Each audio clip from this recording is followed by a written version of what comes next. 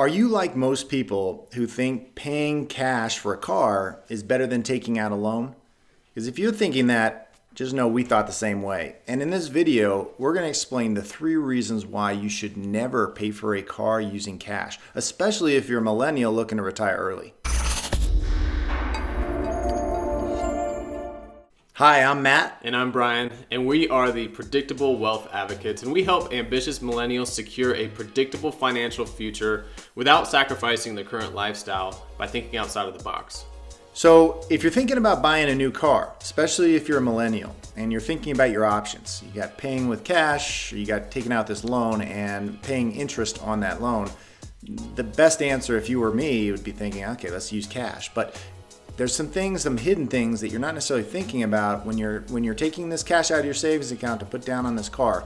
You're going to be losing out in a lot of ways, and 3 specific ones that we're going to touch on. Brian, take it away. Yeah, so the 3 main ones are the fact that there's opportunity cost, number 1, and we'll explain these in depth. The second thing is that it's a depreciating asset; it's losing value. You're buying something that's losing value. And then number 3 is the fact that you are interrupting compound interest, which is a huge no-no or cardinal sin if you're attempting to build wealth and financial freedom. Okay, so let's dive into point number 1, which is opportunity cost, how that's affecting you if you're not taking advantage of it. Certainly. So opportunity cost, simply put, and we like things in simple terms, right, is the fact that you could have taken that, whatever it was, $30,000 that you were going to put into your car, you could have put it into something else like real estate or stocks or mutual funds or really anything that could be growing that money. So you're losing out on growing your money because you're putting your cash in the car. So that's the opportunity cost is number 1. Okay. And then point number 2 is depreciating assets. So tell me a little bit about that. Yeah, depreciating assets is just something that loses value over time. It's not increasing in value. So if your goal is to build wealth or become financially free, putting your money into depreciating assets, it's also something you don't want to do. And specifically depreciating assets, if you've got a car, how much depreciation you have in that first year? Depending on the car, it can be 20, 30%, Significant. Absolutely. Okay. And point number 3 is interrupting compound interest. How does that affect them? So compound interest, Einstein says that compound interest is the 8th wonder of the world.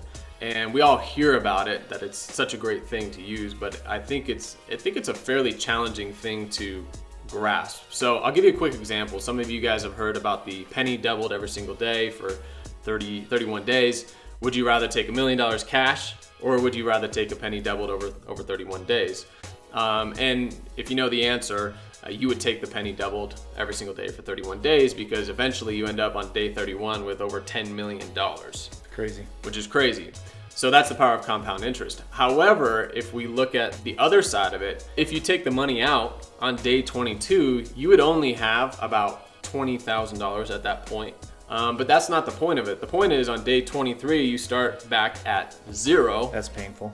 And so by day 31, I believe you have something like $2.56 as that penny starts to double again. So instead of having the 10 million, you have roughly $20,000 because you interrupted the compound interest. So that's something, it's almost like an invisible force, this compound interest. It's like, oh, no big deal, I'll take out the cash. But the long-term effects are just devastating. Yeah, for sure. So what if there was a way to avoid all the downsides of paying for a car with cash, as well as not having to worry about the interest that you're going to have to pay with a loan? Yeah, what if you could have the car and avoid all those things? That'd be kind of cool. I'm in. For sure. Tell us more. So in order to paint the picture, let's tell a story about a man by the name of Christopher. And even though this is a fictional story, you might know somebody in real life who can closely relate. See, Christopher's a simple man. Like most of us, he wants to do everything in his power to provide a great life for his kids and his wife. But for Christopher, his extra motivation to do so came early in life. See, growing up, his parents always seemed to struggle. They worked hard, sure, but they were always paying interest on their cars, their house, and their credit cards. It seemed like no matter how much they made, they could never get ahead. It was stressful on the family to say the least, and it limited what they could all go out and do together for fun. So, as a young boy, Christopher decided that things would be different for him and his family when that day came.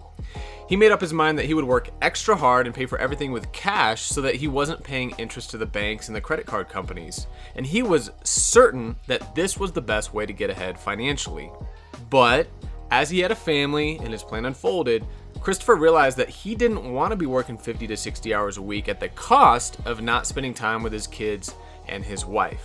Sure, he was making purchases with cash and not paying interest on the loans or the credit cards, but it didn't really seem to help him truly get ahead, at least to the point where he could take his family to do the things that he really wanted to do. And after all this, of course, he was frustrated because he felt like at this point in his life, he should be further ahead for all of this hard work. Then one day, his 5-year-old son started a conversation that shook him to his core. His son said, "Daddy, can I ask you a question?" And Christopher said, "Yeah, sure, what is it?"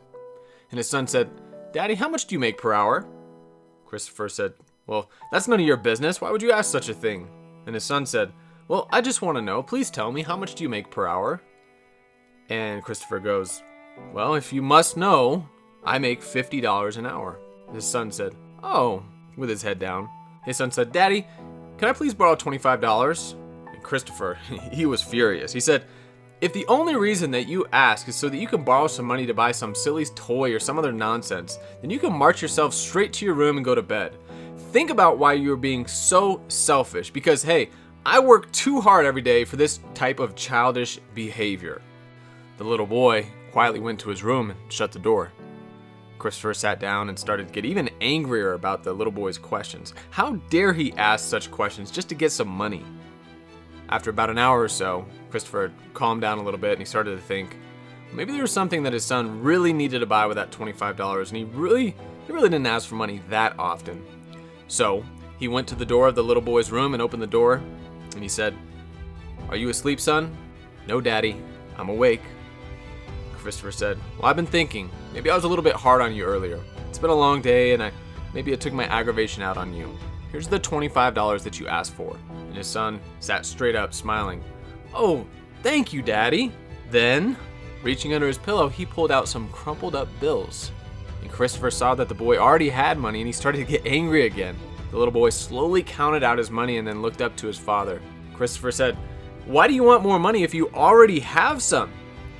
And his son said, "Because I didn't have enough before, but I do now, Dad. Daddy, I have $50 now. Can I buy an hour of your time? Please come home early tomorrow. I would like to have dinner with you." At that moment, Christopher realized that something had to change. If he didn't figure out a way to get off this hamster wheel and put his money to work for him, he'd be in the same place 5 years from now and regret not spending time with his family, the time that they deserved.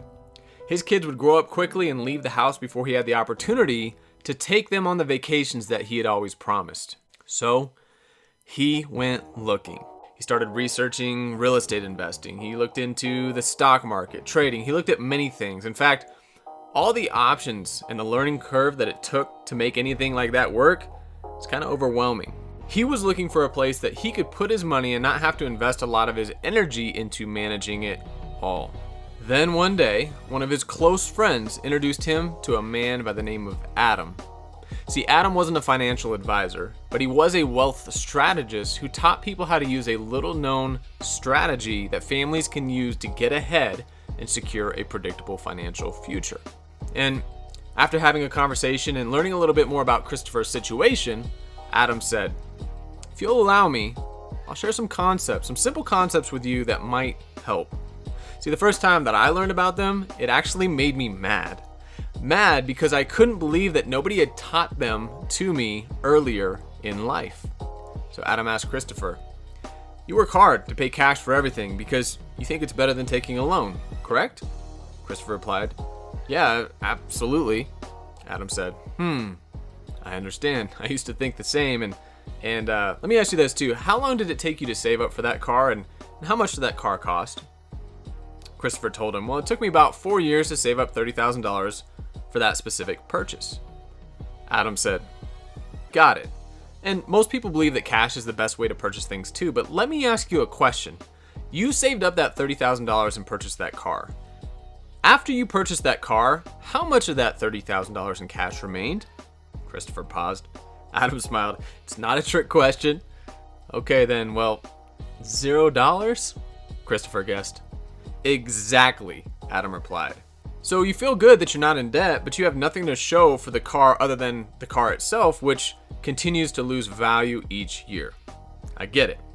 Now, check this out. I'm going to show you how you can earn compound interest, own an appreciating asset, all while keeping the car and avoiding the opportunity cost of paying cash. By the end of this example, you're going to see a staggering difference between paying cash and using this alternative method, which uses what we call a collateralized loan. So let's say that the day you went to go buy that $30,000 car, I told you to first stop by the bank with your $30,000 in cash. You're going to tell them, hey, I'd like to deposit this $30,000 into a CD, a certificate of deposit, at whatever rates you've got. Let's say they're going to give you 2.5% on that CD over 4 years. Are you with me? Christopher nodded, although he was a little bit confused how he was going to be able to buy a car if his cash was locked up in a CD for the next 4 years. But Adam continued. He said, follow me on this. So after they set you up with the CD, what you're going to do is you're going to turn around and say, okay, I'd like to take a loan out for $30,000. A collateralized loan, meaning the cash that you've put in there is pledged as a security for the repayment of the loan. Christopher said, I'm not asking you to do all this math in your head or make it complicated, but I do want to give you the actual numbers so that you can verify everything on your own if you wanted to. Cool? All right, so all that said, you agree to repay that loan, that 4% loan, let's say, over 48 months. You sign the paperwork and you head down to the dealership and you buy that same $30,000 car. Okay, Christopher said. But Adam went on. So let's compare the numbers at the end of those 48 months. At the end of 48 months, if you would have paid with cash, you would have no cash to show from the original $30,000 after spending it, right? And your car would be worth approximately $18,000 after 4 years of depreciation.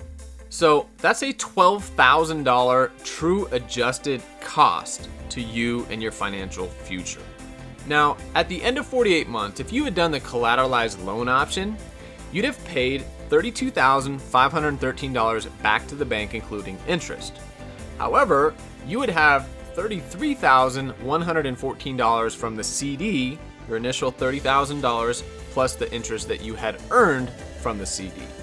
You'd actually come out on top, $601, even though you paid a higher interest rate than you were earning. I'll explain a little bit more about how that's possible another time. But for simplicity's sake, you've now got $18,000 of your car value, plus the $601 in positive interest that you earn from that. So you've got an $18,601 true adjusted gain to your financial future. That's a total difference comparing between the two of $30,601 to you and your financial future, just over 4 years of purchasing just one car. Forget everything that I just said and let's boil this down to its simplest form. Without taking any additional risk or working any harder, would you rather have $18,601 to show at the end of 4 years or negative $12,000 when it came to the true adjusted cost or gain? It's not a trick question either, because when it's all said and done, that's more than a 250% difference. Can you even imagine how much of a difference this makes over time? Oh, and that doesn't even include the fact that you've still got the $33,114 that could continue to earn you compound interest. See, Christopher, it's no wonder why it's so hard to get ahead when you're paying cash. But if I told you that using a CD as a collateralized loan wasn't even the best way to do it? And what if it was only one part of how people benefit when they utilize the concept that I teach that many people call infinite banking or cash flow banking? Would you want to learn more? Christopher looked straight at Adam and paused. See, he was a little bit hesitant because he had never heard of anything like this before. He wondered why he hadn't heard of anything like this before. But the example that he had just seen was compelling enough for him to take the next steps. After all, if this was really something that could help him get ahead, and it could really make that big of a difference and would allow him to build a life that him and his family could be proud of, how could he not want to at least learn more? Okay, show me what's next, he said. So if you're a millennial, you want to retire early, you want to finally get ahead, check out our next video because we're going to break down the difference between using cash and how infinite banking can actually improve long-term where you're going to be. Check that out by clicking the link. See you guys there.